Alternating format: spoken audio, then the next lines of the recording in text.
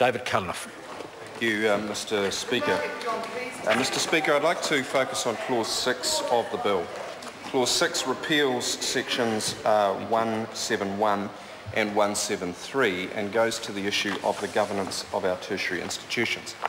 Mr Chairman, this is the first opportunity that I have had since picking up the tertiary education portfolio for Labour to address myself to these issues, and I of course acknowledge and defer to the experience of my colleagues who've done the work on this previously. But good sense teaches me that when you're new to something, what you should do is ask the stakeholders. And in this context, that of course includes students, teachers, professors, and university and tertiary institution management and vice-chancellors. That's the logical thing to do. And as I was reflecting on this bill, it struck me that it's doing the opposite. It's turning away from a tradition of inclusiveness and representation. It's turning away from having the voices of students and staff and institutional governance all represented on the council so that any tensions, trade-offs and disputes can be transparently aired and good process put around the governance of those issues. So I asked myself, why would it be that a government would seek to change such a radical departure from the status quo? And to hear from the New Zealand University Students Association and from the Tertiary Education Union, the first issue is there's nothing broken here. There's no obvious problem to be fixed that would require such a radical solution. So I turned then to the records of the submissions, which I note that the departmental regulatory impact analysis describes as mixed.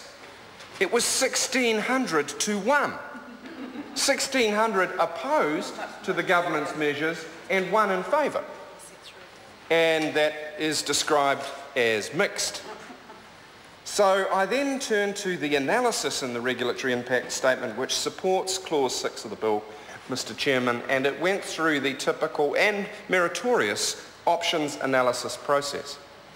And what it did up front was that it put in place the principle that the government sought to serve, which was quite simply shrink the councils, and then it tested a range of models against that determinant of shrinking the councils, and guess what? It came up with a model that shrunk the council.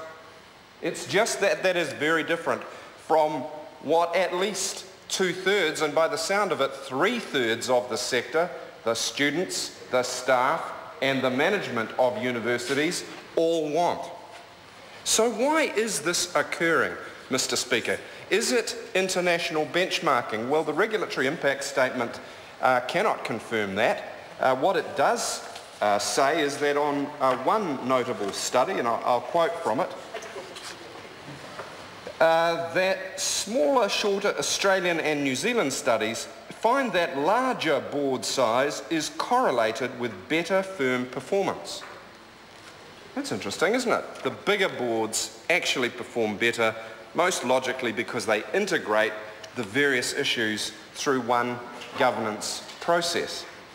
So, Mr Speaker, we are left not wondering, but quite clearly opposing this clause. And that is why Labour is introducing SOPs that would essentially repeal Clause 6 and leave in place the representative nature of university governance. And as I've been around campuses at orientation weeks and during the election campaign, this was one issue that virtually nobody agreed with. Virtually nobody on campus supports Clause 6 of this bill. This is government railroading change on the sector, not listening. And it's somehow appropriate to starting off the third term of this government at the end of 2014, the election year, that they are demonstrating that they're not listening already. It's a government that's not listening.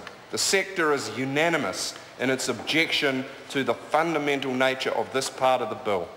The sector wants a representative university council structure, and this bill takes it away.